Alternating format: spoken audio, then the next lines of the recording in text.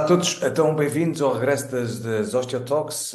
Vamos agora ter uma série de podcasts durante este mês e o mês de maio e o mês de junho.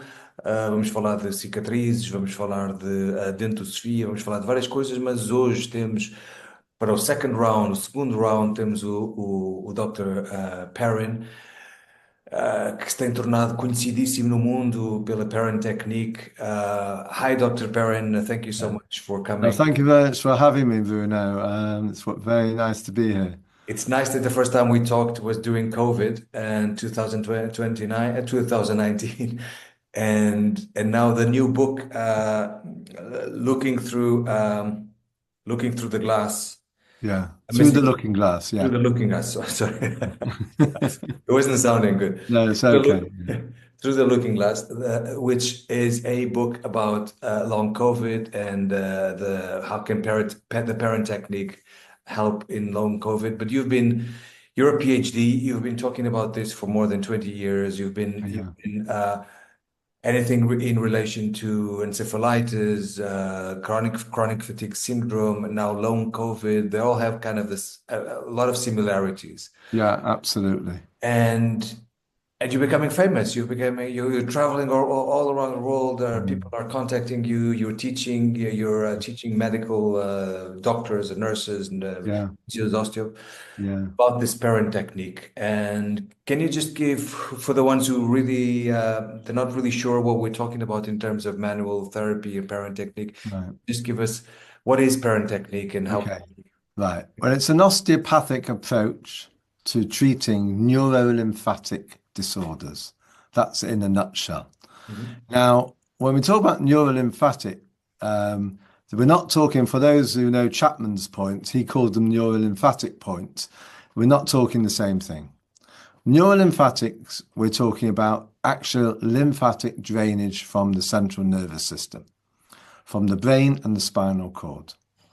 Now, when I came up with my original work for ME, I said that the ME, myalgic encephalomyelitis, chronic fatigue syndrome, as it's also known, plus fibromyalgia as well, fibromyalgia syndrome.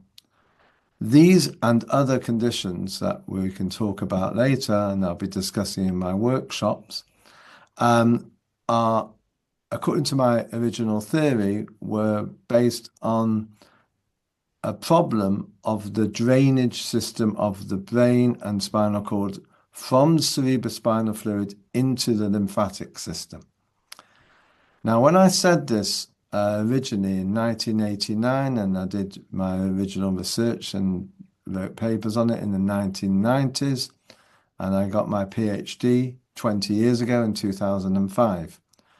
And that was after 11 years studying this field and publishing a few papers, and obviously my thesis on the neurolymphatic drainage system of the brain and spine going in the wrong direction, leading to toxins building up in the brain. And I said that this was happening. And I said that if we could drain the toxins away using manual lymphatic techniques plus standard osteopathic techniques in combination, this would help drain the toxins away, help the nervous system work again, specifically the autonomics and more specifically the sympathetic nervous system. This would actually help people with chronic fatigue syndrome, ME, and I did my research, we published papers, we did clinical trials and showed that it did help. And the drainage techniques were removing the symptoms or helping reduce the symptoms in these patients. So this is the Perrin technique. And the trouble is, as you know, Bruno, you know my work well, when I came up with this idea, it was completely against medical thinking. Mm. It wasn't just a slightly alternate view of things. It was like saying the earth is flat. Mm. and or the moon is not really there. It's just an image that's projected by NASA or something. So I got ridiculed by the neurologist. I had scientists walk out, and I was sticking to my guns because I knew I was right, not because I was just so dogmatic, but I knew I was helping patients. I knew that I was seeing physical signs that were based on my thesis and based on my ideas that there was a neurolymphatic problem. And we could see it and feel it as osteopaths.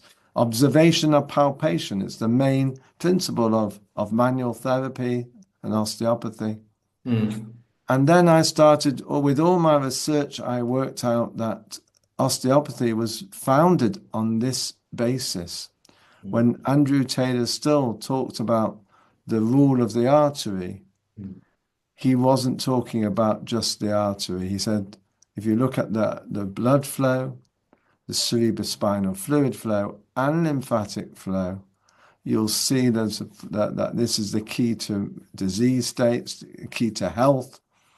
And this is what osteopathy is all about. So I went back into the roots of osteopathy. Sutherland and Still and the early osteopaths were all talking my language. The only thing is, they didn't have any evidence to support what they were saying, except that osteopathy worked. However, in the 60s, electron microscopy proved the existence of the blood-brain barrier. Once that was proven to exist, osteopathy had to change direction because a blood-brain barrier meant large molecules can't get into the brain, and therefore we do not need a lymphatic system in the brain. And the idea of the waters of the brain draining to the lymphatics, which is what Still talked about and Southern talked about, was completely nonsense. So my research was based on nonsense, and I published a thesis. I was given a doctorate on something that officially in 2005, when I got my doctorate in this field, didn't exist. And it was on a disease, ME in those days was called yuppie flu. It was ridiculed by many doctors. They thought it was just young upward professionals who are just stuck in their office, get them out, play football, possibly, maybe not against Italians, but or Portuguese. Well, we had, sorry, Portuguese, and I've just been talking to Italy, so I've got Italy on my mind, but it's Portugal. Don't worry. But you've got better footballers than most of us. And the thing is that they were falling down. Patients in those days, in the 1980s and 90s, were pushing themselves and dropping. And I was picking them up again with my techniques, the Perrin technique, which is a manual lymphatic drainage of the neck and the chest and the back. And we use cranial techniques to stimulate the fluids movements and work on the spine. But this science has caught up with our ideas. In the last 20 years since my PhD, they've proven the existence of the glymphatic system, the lymphatic system of the glial cells of the brain, the neurolymphatic system, as I called it originally. This has been now proven not just in animal studies, but in human studies just this last year. In fact, the last paper just came out from Australia 2 weeks ago, showing that long COVID which is a post-viral condition that I predicted was going to happen. A paper we called Into the Looking Glass. And that's why the book, which shows it has happened and why, is called Through the Looking Glass. But what the Perrin technique does is use manual techniques to fill the body, to fill signs for this neurolymphatic problem, and we have treatment. And I said that last week this paper came out in Australia which showed that long COVID is a dysfunction of the blood-brain barrier, and it causes increased toxicity in the brain, and there's disturbed glymphatic function. And they've proved this with new scanning techniques in humans. So my work 20 years on is now being validated by scientific studies, which is why, as you say, I'm very, very popular at the moment, and I'm traveling around the world. And it's not just osteopaths coming to my course, it's a lot of physicians who are coming who are MDs, not DOs. And they're interested in the science, and some of them have had the treatment and it's helped them. Just recently, I was in Alaska, where a doctor and his wife both came. They were both doctors, both physicians. Oh, you told me about this couple. Yeah. And he came to learn the Perrin technique because he wants to help his patients, because he's a consultant in infectious diseases, and the only treatment for long COVID that helped him was the Perrin technique. And that was an MD. So, and we had I was just in Toronto last week teaching in Canada, and I had 3 patients who came to a teaching clinic I was running, and 3 of them were physicians. One general physician said, my work, she read my book, and it was like reading her autobiography. We had a consultant cardiologist who already had my book, who had fibromyalgia, and he knew all about my work, the Perrin technique. And we had a psychiatrist who was ill with it, and he came, and they all wanted manual therapy, wanted osteopathic treatment using the Perrin technique.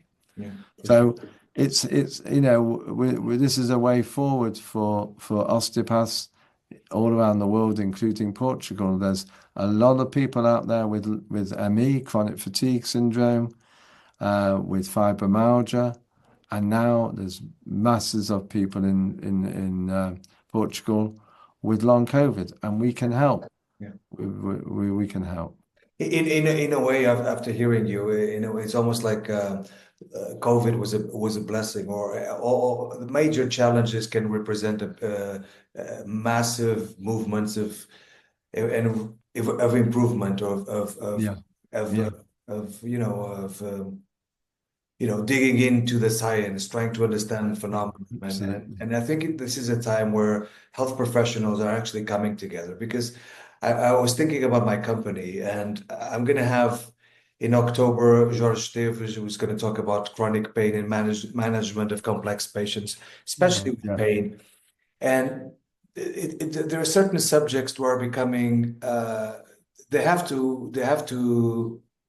to be a multidisciplinary work. We can't just be closed on one profession and treating one. Absolutely, totally. I'm opening the doors to doctors, nurses, because this type of knowledge and the knowledge that you're sharing, it has to be widespread. It can't just be.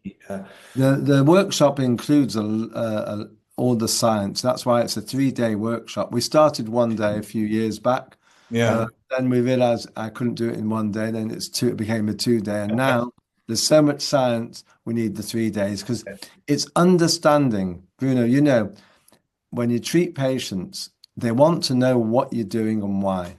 And one of the things I teach is what the cranial rhythm is, and the science behind the cranial rhythm. And my paper on the diagnostic signs of ME included a dysfunction of the cranial rhythmic impulse. And this was published in the British Medical Journal. 2017. It was published. It's Hives L. I'll put the references of your paper, your book, everything on the description. And that paper was the first time the British Medical Journal ever had in any edition, any journal references about the cranial rhythmic impulse. Normally they would have just said, what's this? This is not medical, it's not scientific, this is just an osteopathic notion. Whereas when you explain exactly what the cranial rhythm is, and I do in my workshops, and you'll be able to teach, all the people come to it will be able to teach it to their patients and doctors about, and it's all related to this neuro-lymphatic system. And that was published paper in 2007. Again, 10 years before they found true lymphatic vessels lining the brain of a human, and almost 20 years before they've discovered that the glymphatic system is in the human. And that was only discovered in October this last year, where they injected dye into a group of patients' brains who had brain tumors. So they had to open up the cranium anyway. So whilst they opened it, they injected it and watched the fluid in real time going from different parts of the brain. Fascinating. Yeah. And that was only done in October. So the science is waking up to the fact there is a drainage system. They don't know how to treat it. They don't know much about how to diagnose the problem, except looking at scanning techniques. And I've been teaching this, and we as osteopaths and manual therapy has been treating this since 1989 when I started my work. And this is what I find fascinating, and I think we're living in a fascinating time, which is science is meeting old beliefs and old concepts that many times were ridiculous. They were considered ridiculous or completely how do you say, not looked well and dismissed. And now we see this. We see even in neuroscience and consciousness science, where almost like science is meeting spirituality in a way. Absolutely. And the mind, the body, the physics, the mind and the body and the gut and the emotions and the spiritual side, the psychosocial side, and all these are so important. The whole holistic approach is so important. And this is what I really like about your work, because your references are, osteopathy. I mean, still has fascinating paragraphs about the movement of blood flow of lymphatics, how it implicates disease or health. And it was never about cracking or manipulation. This is like something that becomes, but bridging that empirical knowledge based on patient experiences and patient improvement, and bridging that to science. I think this is your major feat. This is why I really appreciate talking to you, hearing you in Congress. We met in November in Berlin, and you have this fascinating, captivating way of speaking, because you're actually, and this is what I love, you're bridging empirical knowledge and with science, and in that, if we look of the new science coming, for instance, due to scar tissues, new science coming with the importance of a good drainage, new science coming. I mean, and you basically you're talking about this stuff, the implication of the good drainage because of its toxicity and cell toxicity accumulated. We can talk about even one of the probably physiopathologies of Alzheimer is the accumulation of Alzheimer's was where all the research was done to validate the glymphatics in the original studies in 2012. They were looking at beta amyloid, and that's one of the main protein molecules that builds up in the brain with Alzheimer's. And you actually had patients from Barclays, right? They funded your recent research. Was it from Barclays? You had two major. Remember that story you told me at dinner? Yeah, well, we had no, it was Barclay brothers were very wealthy, the multi-millionaires, billionaires who owned half of Monte Carlo, and they phoned me up and were interested in my research work, and they funded my early research. We've now got other all my research has been funded by patients. I've received £100 from the enabling group of osteopathic research in the 1990s, when I was one of only two research osteopaths in Europe, I think, in those days. There was myself and Professor Kim Burton. Kim, he actually was the editor of the British Osteopathic Journal, and he left clinic and was just in academia. So I was probably the first clinical research osteopath doing a PhD at the university in the 90s. anywhere in Europe, maybe anywhere in the world. I don't know, because most of the researchers didn't actually carry on treating patients and translating their research and their studies into practical practical techniques. Whereas I went it the other way around. I discovered by chance that I could help a patient with chronic fatigue syndrome. I was treating his spine and posture and getting his whole body working properly using cranial techniques and manual techniques and effleurage techniques, which for helping the lymph, and his ME cleared up. So and then I started treating more and more, and it was just a matter of working out why I was helping them, and that's what I try to teach to my students when I lecture, undergraduate or postgraduate. Because as you know, I'm attached to the OSD, international faculty, so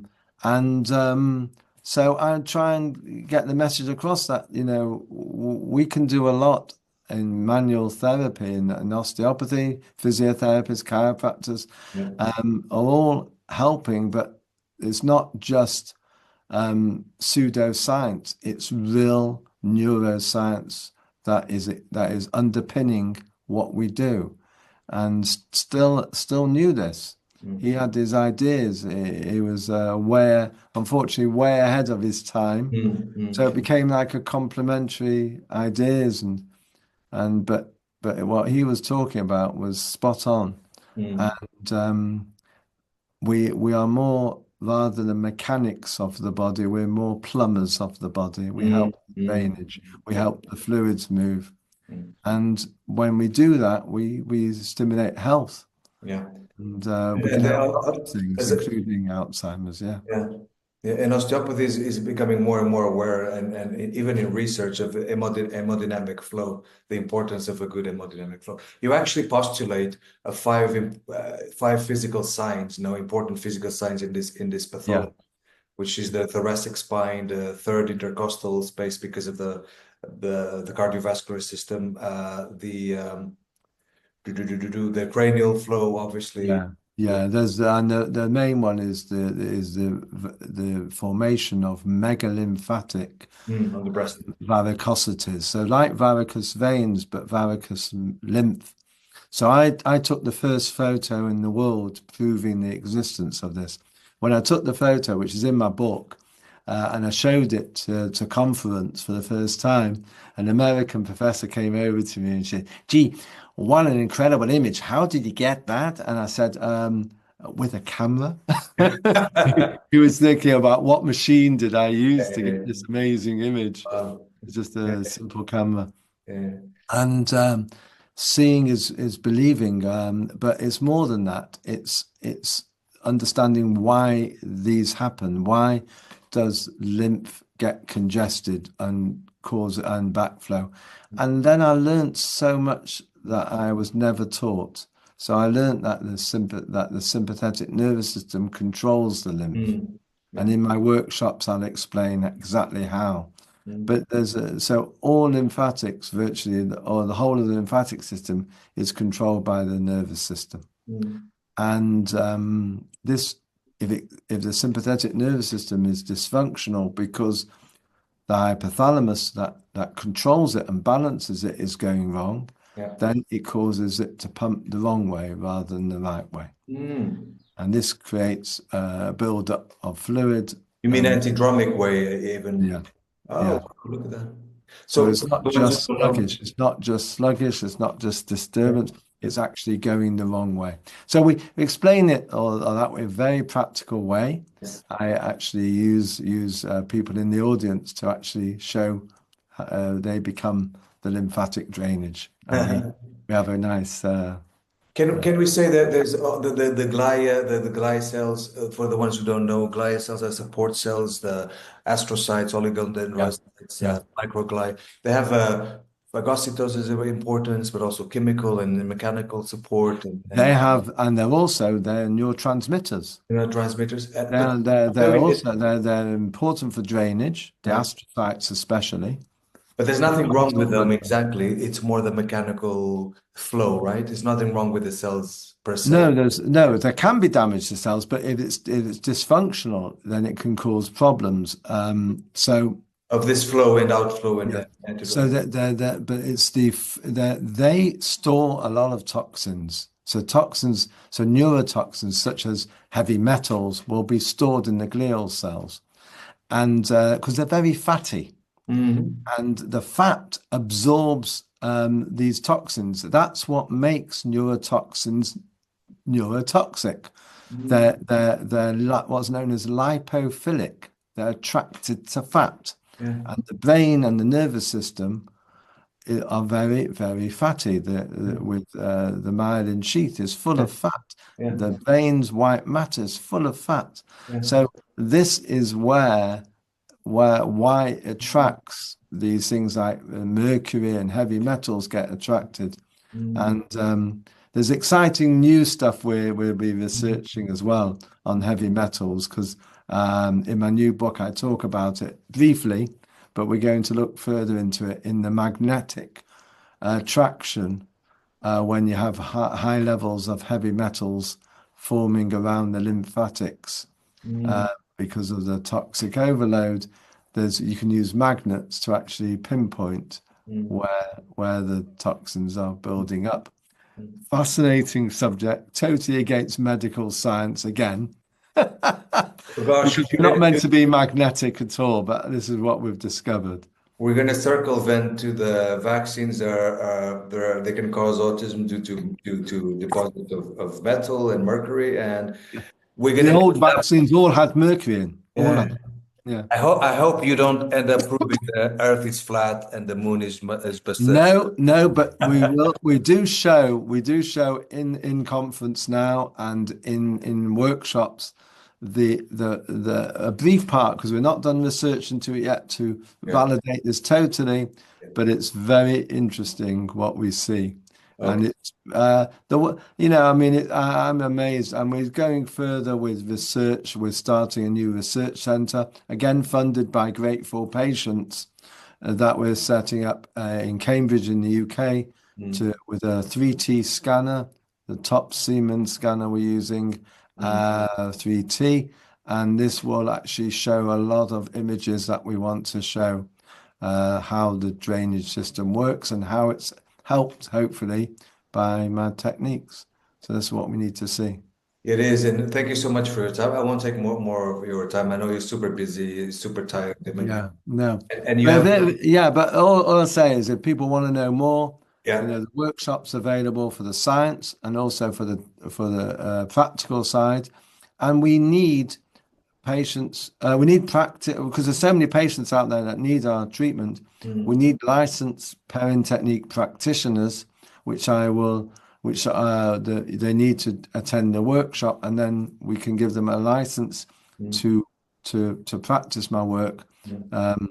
so that patients feel safe that they know they've been trained, at least by myself at the moment, and hopefully in the future we have a career path where we have licensed practitioners who are doing the Perrin technique, who are then doing advanced and they learn eventually how to teach it.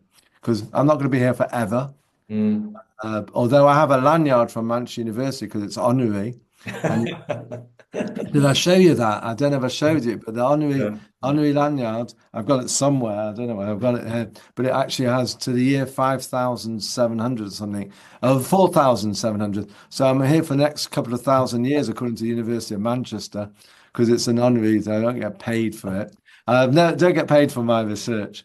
But the thing is that so there are people eventually. I mean, I won't be here forever. And eventually, people will be carrying on my work and teaching it. And hopefully, it will be a legacy that I leave to the osteopathic world and the medical world and help patients throughout. Because now we see that's why it's called Through the Looking Glass, my book. And we're seeing now at least 65 million people around the world with long COVID. Mm. Wow. Mhm. But we can help them. We really can help, and we do. We've Mhm. done a study recently showing an NHS study showing we can help. Yeah. So It's all exciting, and I can't wait to come to Portugal to train up you and your colleagues in this field. I mean, it's an honor. We have to bring this knowledge here. And it's really like a civic service because we have to spread the word. And some people, there's some confusion about, but how can you with with your hands or like manual techniques or mechanically improve this and that? I mean, I tell my students right in the first year, most of our bodies is mechanical. We're made of muscles and tissues that work mechanically through impulses, through contractions, peristaltism, all of that. Yeah. So obviously the mechanical forces are going to interact with those tissues. So there's an array of stuff that we could actually help.